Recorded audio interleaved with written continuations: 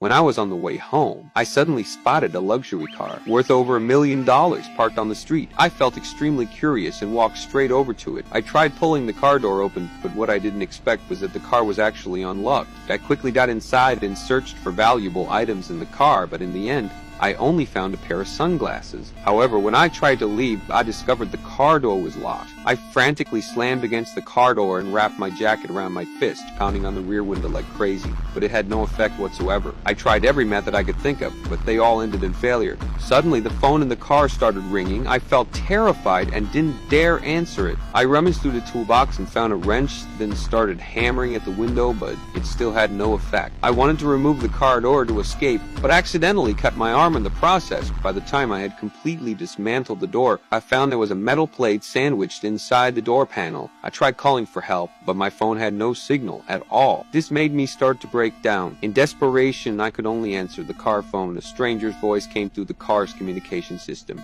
He said he was the owner of this car and that all my actions inside the car were under his surveillance. I begged him to let me out, but he refused because his 7 luxury cars were always being broken into by thieves. He spent a fortune modifying this car specifically to punish thieves. I cursed him, calling him a lunatic. He immediately activated the seat's electric shock device. I became more and more agitated and pulled out a weapon from my backpack, shooting at the car window. Not only did it fail to shatter the window, but the bullet ricocheted and hit my calf.